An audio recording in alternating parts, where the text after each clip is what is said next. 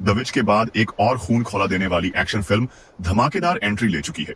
इस फिल्म को the which के डायरेक्टर पार्क हुन जंग ने डायरेक्ट किया है, इसलिए किरदार और कहानी दोनों ही उतने ही जबरदस्त और हिंसक हैं। कहानी घूमती है टायरेंट प्रोजेक्ट के इर्द गिर्द, जो एक सुपरह्यूमन जीन दवा पर आधारित है। तो चलिए शुरू करते हैं इस रोमांचक फिल्म की कहानी। सुबह सुबह पहाड़ों के जंगल में अचानक अजीब सी आवाज गूंजती है। जिज्ञासा के चलते एक आदमी देखने निकल पड़ता है। जैसे जैसे वो अंदर जाता है, सामने का नजारा देख उसकी रूह कांप उठती है। झाड़ियों में एक खौफनाक दैत्य छुपा हुआ है। आदमी घबराकर भागने लगता है, लेकिन वो जीव बिजली की तरह दौड़ता हुआ पलक झपकते ही उसे जमीन पर गिरा देता है। इस दैत्य के 3 हाथ थे और उसके शरीर में कई नलियां गड़ी हुई थीं। लगता था अब आदमी की जान नहीं बचेगी। तभी सुबह की पहली किरण उस दैत्य पर पड़ी। हैरानी की बात यह कि वह तेज रोशनी सह नहीं पाया और उसका शरीर जलने लगा। चीखते चिल्लाते वह अचानक फट गया और एक गंदी लाश में बदल गया। आदमी तो जान बचाकर निकल गया, लेकिन उसे पता ही नहीं चला कि उस दैत्य के कीटाणु उसकी आंखों में घुस चुके हैं। जिंदगी तो बच गई, मगर वह दिमागी तौर पर टूट गया। गांव में जाकर वह सबको अपनी कहानी सुनाता, लेकिन लोग उसे पागल समझने लगे। यह बात जल्द ही ओल्ड लिन के कानों तक पहुंची। वह एक पत्रकार बनकर गांव पहुंचा और इंटरव्यू करने लगा। महिला ने पैसे के लालच में खुशी खुशी जानकारी दे दी, लेकिन उस आदमी की हालत ऐसी थी कि वह कुछ भी सही नहीं बता पा रहा था। फिर लिन ने उसे एक वीडियो दिखाया जिसमें वही दैत्य था। यह देखते ही आदमी बेकाबू होकर कांपने लगा। साफ था कि उसने वही जीव देखा था। लिन ने तुरंत चश्मा उतारा और बैग से एक प्रोटेक्टिव मास्क निकाल लिया। असल में उस आदमी के शरीर में जो काला वायरस फैल रहा था, उसे टायरेंट कहते हैं। ये कोरिया की इंटेलिजेंस एजेंसी द्वारा बनाई गई एक गुप्त सुपर पावर दवा है, और पहाड़ पर दिखा दैत्य असल में उन्हीं के एक प्रयोग का नतीजा था। लेकिन चूंकि उसे अधूरा फॉर्मूला दिया गया था, इसलिए वह इतनी भयानक शक्ल में बदल गया। सबको पता है कि कोरिया पर न्यूक्लियर हथियार और मिसाइलों की कड़ी पाबंदियां हैं। इसी वजह से वहां के नेताओं ने एक खतरनाक आइडिया निकाला, एक ऐसा प्रोजेक्ट जिसे नाम दिया गया टायरेंट प्रोजेक्ट। इसकी निगरानी खुद एजेंसी चीफ डायरेक्टर चोई कर रहा था। उसका मानना था कि इंसान के शरीर की असली क्षमता को जगाकर सुपर सोल्जर्स बनाए जा सकते हैं, जो देश को ऐसी ताकत देंगे जो पहले कभी नहीं मिली। लेकिन जब टायरेंट प्रोजेक्ट बड़ी कामयाबी की कगार पर था और पहले सुपर सोल्जर बनने ही वाले थे, तभी एजेंसी के अंदर से गद्दार निकल आया। उसने न सिर्फ पूरे प्लान का राज खोल दिया, बल्कि अमेरिका की इंटेलिजेंस से मिलकर प्रोजेक्ट के सीक्रेट बेस पर जानलेवा हमला कर दिया। इस हमले में आखिरी कीमती सैंपल भी छिन गया। उसे ले जाने के लिए एक खास स्विस सेफ का इस्तेमाल किया गया। कहा जाता था कि इस तिजोरी को सिर्फ ओल्ड साई खोल सकता है, लेकिन कुछ समय पहले ही उसे टुकड़े टुकड़े कर मार दिया गया था। हालत ये थी कि अगर उसके टैटू न होते तो बेटी तक उसे पहचान नहीं पाती। अब तिजोरी खोलने वाला सिर्फ उसका बेटा लिटिल साई ही बचा था। इसीलिए डायरेक्टर ने अपने आदमी ये मोयोंग को उसे ढूंढने भेजा। उसने फायदे का लालच देकर लिटिल साई को इस मिशन में शामिल कर लिया, और सच में उसका नाम यूं ही मशहूर नहीं था। वो तेज, घातक और बेरहम था। अकेले ही उसने पूरे काफिले का सफाया कर दिया और सफलतापूर्वक टायरेंट सैंपल वापस ले आया। लेकिन मिशन पूरा होने के बाद धोखा हो गया। ये मोयोंग ने अपने आदमियों को कहकर लिटिल साई को बांध दिया और बांध से नीचे फेंक दिया ताकि सबूत तक मिट जाए। लेकिन किसे पता था कि बुरी तरह घायल होने के बावजूद वो नदी की तेज धार में चमत्कारिक रूप से बच निकलेगा, और साथ ही चुपके से वो आखिरी टायरेंट सैंपल भी अपने साथ ले आया। टेस्ट ट्यूब में रखी काली द्रव धड़कते हुए किसी जिंदा चीज की तरह कांप रही थी। साई सोच ही रहा था कि यहां से कैसे निकले। तभी उसे 2 गुंडे मिले जो एक लड़की को मारकर लाश फेंकने जा रहे थे। साई ने जमीन से एक टहनी उठाई और पलक झपकते ही एक गुंडे को वहीं मार गिराया। दूसरा जैसे ही गाड़ी से बाहर आया, साई तुरंत गाड़ी में बैठा और पूरी रफ्तार से उसे कुचलकर निकल गया। इसके बाद साई एक अंडरग्राउंड क्लिनिक पहुंचा ताकि अपने जख्मों का इलाज करा सके। लेकिन जब वो बेहोश था, तभी डॉक्टर ने एजेंसी को फोन कर दिया। दरअसल साई पर पहले ही इनाम घोषित था और उसे पकड़कर भारी रकम मिल सकती थी, मगर डॉक्टर को क्या पता था कि इनाम उसके लिए मौत बनकर आएगा। जैसे ही एजेंसी वाले ऑपरेशन रूम में घुसे, उन्हें अंदर कोई नहीं मिला। तभी अचानक एक सर्जिकल ब्लेड उनके गले पर टिक गई। दरअसल यही वही लोग थे जिन्होंने साई के पिता को मारा था। साई की आंखों में अब सिर्फ खून था। ये लोग अभी तक सोच रहे थे कि वो आसानी से साई को पकड़कर इनाम लेंगे, लेकिन अगले ही पल सबकी जान चली गई। अब साई को साफ हो गया कि हर कोई उसे मिटाना चाहता है, और हाथ पर हाथ धरे बैठने से बेहतर है कि खुद पहले हमला किया जाए। इसलिए उसने फैसला किया कि सबसे पहले धोखेबाज ये मोयोंग को ही खत्म करना होगा। ये मोयोंग खाली तिजोरी वापस लेकर सीधे चोई डायरेक्टर के खास आदमी के पास पहुंचा, यह सोचकर कि अब उसे इनाम मिलेगा। लेकिन चोई डायरेक्टर पहले से ही पूरी जाल बिछा चुका था। उसका मानना था कि राज हमेशा जिंदा लोगों से नहीं, बल्कि सिर्फ मरे हुए लोगों से ही छिप सकता है, और इस काम को अंजाम देने के लिए सबसे सही इंसान था घातक कातिल लाओलिन। लाओलिन मौत की तरह खामोश चलते हुए हर उस इंसान की तलाश में था जिसने कभी भी टायरेंट प्रोजेक्ट का नाम सुना था, चाहे वो शुरुआत में राक्षस देखने वाला आदमी हो या फिर रात में छुपे हुए लोग, यहाँ तक कि शाओछाई भी। सब उसकी हिट लिस्ट में आ चुके थे। लाओ लिन की बेरहम गोलियों से बड़े बड़े नाम चुपचाप दुनिया से मिटने लगे। इधर चोई डायरेक्टर के लोग दिन रात तिजोरी का पासवर्ड तोड़ने में लगे थे। लेकिन लॉक एक्सपर्ट को जल्द ही शक हुआ। उसे पता चला कि आखिरी कुछ डिजिट रीसेट किए गए हैं, यानी किसी ने तिजोरी के साथ छेड़छाड़ की है। उधर शाओ चाय ने अपनी बदले की जंग शुरू कर दी थी। उसने एक छोटा ट्रक छीना और तेज रफ्तार में सीधे येमोयोंग के रेस्टोरेंट जा पहुंचा। लेकिन वहां तो पहले ही सन्नाटा पसरा हुआ था।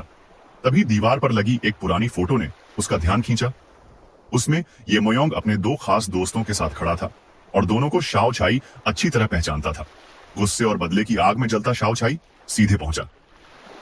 हानशियोंग के गोदाम पर गेट पर खड़े गुंडे ने उसे घुसने से मना किया। शाओ चाई ने बिना कुछ कहे उसे बुरी तरह पीटा और अंदर घुसाया। अचानक सामने पड़ा हान शियोंग हैरान रह गया। उसे यकीन ही नहीं हुआ कि शाओ चाई अब तक जिंदा है। वो जानता था कि शाओ चाई कितना खतरनाक है, इसलिए डर के मारे उसकी हर मांग पूरी करने को तैयार हो गया। लेकिन वहीं मौजूद दो विदेशी गुंडे हालत को समझ ही नहीं पाए। उन्होंने शाओ चाई से बदतमीजी की और हाथ उठाने की कोशिश की। नतीजा ये हुआ कि शाओ चाई ने उन्हें भी बेरहमी से खत्म कर दिया। अब सिर्फ घायल हान शियोंग कोने में पड़ा तड़प रहा था। शाओ चाई ने उसे बुरी तरह धमकाया और आखिरकार उसने येमोयोंग के छिपने की जगह बता दी। शाओ चाई तुरंत बुसान की ओर निकल पड़ा। लेकिन दूसरी ओर मौत का सौदागर लाओ लिन भी अपना मिशन शुरू कर चुका था। उसका अगला निशाना भी था येमोयोंग। उसके गुंडे समझ ही नहीं पाए कि हुआ क्या है और लाओ लिन की गोलियों की बौछार में सब ढेर हो गए। लेकिन अफसोस, येमोयोंग वहां मौजूद ही नहीं था। जब छोटा चाय अपार्टमेंट पहुंचा तो सामने से बैग लेकर निकलते हुए उसे बूढ़ा लिन दिख गया। बूढ़े लिन ने जैसे ही छोटे चाय को देखा, उसे लगा कि ये वही है जो उसकी हिट लिस्ट वाली लड़की जैसा दिखता है। लेकिन वो पूरी तरह से पक्का नहीं था। छोटा चाय कमरे में गया तो देखा कि अंदर के सब लोग पहले ही मारे जा चुके थे। बाहर निकलते ही बूढ़े लिन ने मोबाइल से फोटो निकालकर गौर से मिलाया। तभी उसे एहसास हुआ कि उसने बड़ा मौका गंवा दिया। उसी समय छोटा चाय बाहर निकल आया। बूढ़ा लिन उसे पकड़ने ही वाला था कि अचानक कुछ गुंडों से टकरा गया। दरअसल ये वही गुंडे थे जिन्हें अभी थोड़ी देर पहले छोटा चाय ने धुना था और अब उन्हें लगा कि ये बूढ़ा भी सही शिकार है। मजबूरी में बूढ़े लिन ने सब गुंडों को पटकनी दी।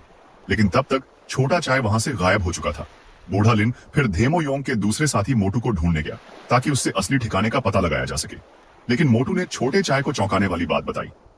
उसका असली दुश्मन धेमोयोंग नहीं बल्कि उसका ऊपर वाला यानी चोई डायरेक्टर है। और सिर्फ छोटा चाय ही नहीं बल्कि धेमोयोंग और उसके लोगों को भी खत्म करने का हुक्म दिया गया था। लेकिन मोटू ये पूरी बात बताता इससे पहले ही गोलियों की बौछार हो गई और मोटू व उसके साथी वहीं ढेर हो गए। छोटा चाय जैसे ही दरवाजा खोलता है, उसके सिर पर पिस्तौल रखी मिलती है।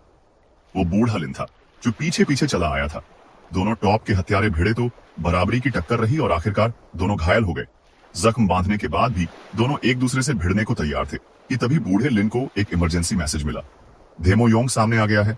उसने छोटे चाय को सुझाव दिया कि जब दुश्मन एक ही है तो क्यों ना साथ मिलकर काम करें। ऐसे जो अभी तक खून के प्यासे दुश्मन थे अब आधिकारिक तौर पर साथी बन गए। असल में धेमोयोंग को पता था कि अब उसके पास छिपने की कोई जगह नहीं बची, इसलिए वो खुद ही इंटेलिजेंस एजेंसी में शरण मांगने पहुंच गया। मगर यह खबर चोई डायरेक्टर के लिए खतरे की घंटी थी। अगर धेमोयोंग सच बोल देता तो अमेरिकी एजेंसी उसे छोड़ने वाली नहीं थी। वैसे भी उस बरसाती रात जब टायरेंट का सैंपल ले जाया जा रहा था और बीच रास्ते लूट लिया गया, उस घटना ने अमेरिका को गुस्से से भर दिया। इस ऑन ऑपरेशन के जिम्मेदार पॉल ने कसम खाई कि वो खुद मैदान में उतरेगा और हर हाल में सैंपल वापस लाएगा। उसने चोई डायरेक्टर से मुलाकात की और कहा कि सैंपल सौंप दो। लेकिन चोई डायरेक्टर जानता था कि अगर उसने इसे मान लिया तो इसका मतलब होगा कि उसने हथियार प्रतिबंध तोड़ा है और इससे पूरा देश खतरे में पड़ जाएगा। इसलिए उसने जी जान लगाकर टायरेंट प्रोजेक्ट से जुड़े सारे सबूत मिटा दिए। सबूत की कमी की वजह से पॉल चोई डायरेक्टर पर कुछ नहीं कर सका। मगर तभी धेमोयोंग की अचानक एंट्री ने हालात पूरी तरह पलट दिए। उसी रात जब धेमोयोंग को ले जाया जा रहा था, तभी रास्ते में एक रहस्यमयी आदमी ने उनका रास्ता रोक लिया। उसकी ताकत देखकर सब दंग रह गए। उसने नंगे हाथों से ही गाड़ी की छत फाड़ डाली और देखते ही देखते कार को ओपन जीप बना डाला। धेमोयोंग और चोई डायरेक्टर दोनों को बंदी बना लिया गया। जैसे ही काफिला आगे बढ़ा, छोटा चाय अपनी गाड़ी लेकर वहां पहुंच गया। लड़ाई का माहौल बन गया। पीछे से आती गाड़ी को देखकर कुछ गुंडे पीछे रुक गए ताकि रास्ता रोक सकें। तभी बूढ़े लिन ने सिर्फ 2 गोलियों में उन्हें ढेर कर दिया। पॉल ने एक नजर में पहचान लिया कि ये कार उसी खतरनाक हत्यारे बूढ़े लिन की है। उसने तुरंत अपनी एक एलिट टीम को रोकने भेजा। तभी सामने से वो रहस्यमयी आदमी आया और अपनी अद्भुत ताकत से दौड़ती कार को रोक दिया। फिर हल्के से धक्का देकर उसे 100 मीटर दूर फेंक दिया। साफ था कि ये इंसान नहीं है। जब उसने टूटी फूटी कार का दरवाजा खोला तो अंदर कोई नहीं था। तभी छोटा चाय ने मौका देखकर उसकी खोपड़ी में गोली मार दी, लेकिन उसने सुपर सोल्जर की ताकत को कम आंका। छोटा चाय जैसे ही बूढ़े लिन को ढूंढ रहा था, तभी पीछे से वही आदमी जिंदा खड़ा हो गया। उसने छोटे चाय को चूजे की तरह पकड़ लिया और उसकी सांसें रुकने लगी। छोटा चाय ने झट से चाकू निकाला, लेकिन उसका कोई असर नहीं हुआ। अगले ही पल उस आदमी के मुक्के से छोटा चाय कई मीटर दूर जा गिरा। उसकी जान पर बनाई थी कि तभी बूढ़ा लिन ने गोलियों की बौछार कर दी और सुपर सोल्जर का सिर उड़ा दिया। लेकिन उसी समय छोटे चाय का चेहरा दर्द से मरोड़ने लगा। उसने शर्ट हटाई तो देखा कि जख्म से काला तरल उसके शरीर में समा रहा था। उसके हाथ में टूटा हुआ टेस्ट ट्यूब देखकर बूढ़ा लिन दंग रह गया। असली टायरेंट का सैंपल तो छोटे चाय के पास ही था। हैरानी की बात यह थी कि टायरेंट उससे जुड़ने के बाद भी वो पागल नहीं हुआ, न ही उसके शरीर में कोई बदलाव आया। दोनों ने ठान लिया कि पहले पॉल और धेमोयोंग को निपटाएंगे, फिर बाद में आपस में आखिरी लड़ाई होगी। उधर पॉल अपने सैनिकों को लेकर नेशनल इंटेलिजेंस हेडक्वार्टर में घुस गया। दूसरा सुपर सोल्जर तो जैसे मौत का देवता बन गया। गोलियों का उस पर कोई असर नहीं और सिर्फ एक कसाई के चाकू से ही उसने दर्जनों गार्ड्स का सफाया कर दिया। फिर तालेबाज ने बड़ी मशक्कत के बाद आखिरकार तिजोरी खोल दी। पॉल ने झपट कर देखा तो अंदर सैंपल पहले ही गायब था। ये देखकर चोई डायरेक्टर भी चौंक गया। सबकी नजर धेमोयोंग पर टिक गई, लेकिन उसे भी कुछ समझ नहीं था। पॉल को यकीन था कि ये सब चोई डायरेक्टर की चाल है। उसने धेमोयोंग पर दबाव डालने के लिए उसके आदमियों को मारना शुरू कर दिया, लेकिन चोई डायरेक्टर ने साफ कहा, सबको मार डालो, फिर भी मैं नहीं जानता कि सैंपल कहां है। तभी धेमोयोंग को अचानक याद आया, वो छोटा चाय ही था जो इतनी आसानी से सैंपल गायब कर सकता था। इसी बीच छोटा चाय और बूढ़ा लिन भी वहां पहुंच गए। जैसे ही वे हॉल में दाखिल हुए, सामने सबसे ताकतवर सुपर सोल्जर खड़ा था। छोटा चाय अभी उसकी असली ताकत से अनजान था और पल भर में वो बुरी तरह पिटने लगा। बूढ़ा लिन अंदर घुसा, जैसे नरक का फरिश्ता धरती पर उतर आया हो, और बेरहमी से हर एक जान ले रहा था। कुछ ही देर में पॉल के सभी सैनिक खत्म हो गए। पॉल सोच रहा था कि चोई डायरेक्टर शायद उस पर हाथ नहीं डाल पाएगा, लेकिन अगले ही पल बूढ़ा लिन ने ट्रिगर दबा दिया। छोटा चाय और सुपर सोल्जर की लड़ाई लगातार जारी थी। जब सामने ऐसा ताकतवर विरोधी खड़ा हो तो टायरेंट की शक्ति छोटे चाय के शरीर में पूरी तरह फूट पड़ी और हालात पल भर में बदल गए। लड़ाई जैसे ही चरम पर पहुंची, मैदान हॉल से छत तक फैल गया। छोटे चाय की मौजूदगी ने सबको चौंका दिया। यही था वो टायरेंट जिस पर सालों शोध किया गया था। दोनों का शरीर असाधारण था। इसे बस पागलपन कहकर भी कम बताया जाएगा। अब केवल हाथ पांव से लड़कर शायद ही कोई मर सके, इसलिए दोनों ने हथियार निकाल लिए। दोनों की भिड़ंत बेरहम थी, कोई पीछे नहीं हट रहा था। अंत में टायरेंट की ताकत ने बाजी पलट दी। सुपर सोल्जर को दीवार पर ठोक दिया गया और अंततः उसने हरकत करना बंद कर दिया। रात के अंधेरे में इस दृश्य को देखकर जब कोई भागने लगा तो छोटा चाय ने सबसे साधारण तरीका अपनाकर उसे खत्म कर दिया। लेकिन तभी बूढ़ा लिन अचानक पीछे से हमला कर बैठा। चोई डायरेक्टर टायरेंट की कमजोरी को जानता था। उसने अपने लोगों से स्टेज पर स्पॉटलाइट ऑन करने को कहा। तेज रोशनी में छोटा चाय बेहद दर्द में था, शरीर जलने लगा। बूढ़ा लिन मौका पाकर लगातार गोलियां चला रहा था ताकि उसे पूरी तरह नष्ट किया जा सके। मगर टायरेंट आखिरकार पूर्ण विकसित सीरम सैंपल था और इन हालातों में भी उसकी शक्ति कम नहीं हुई। जैसे ही बूढ़ा लिन ध्यान हटा, छोटा चाय ने पलटवार किया और सारे लाइट्स गिरा दिए। लेकिन चोई डायरेक्टर बिल्कुल शांत था, बल्कि छोटे चाय की स्थिति से खुश भी था। कम से कम यह साबित हुआ कि कोई टायरेंट की शक्ति को पूरी तरह संभाल सकता है। उसने चेतावनी दी कि छोटा चाय को कहीं अंधेरे में छुपना चाहिए, वरना सूरज निकलते ही वह किसी भी जगह नहीं बच सकेगा। अमेरिकी एजेंट भी चैन से नहीं बैठेंगे, क्योंकि आज से छोटा चाय इस देश का सबसे ताकतवर सीक्रेट हथियार बन चुका था। चोई डायरेक्टर के जाने के तुरंत बाद पॉल के दर्जनों लोग वहां पहुंच गए। अग्रणी एजेंट ने चोई से टायरेंट की लोकेशन बताने के लिए दबाव डाला। बूढ़ा लिन ने स्थिति खराब देखी और बड़ी मुश्किल से गोलीबारी में बचते हुए वहां से भाग निकला। चोई डायरेक्टर ने सुनिश्चित कर लिया कि टायरेंट किसी और के हाथ ना लगे और अंत में उसने खुदकुशी कर ली। इस तरह द टायरेंट की पहली सीजन समाप्त हुई। लेकिन छोटा चाय और टायरेंट की कहानी अभी शुरू ही हुई थी। क्या वह सुरक्षित भाग पाएगा? क्या बूढ़ा लिन अभी भी जीवित है? ये सब अगले सीजन में पता चलेगा। Thanks for watching. सब्सक्राइब।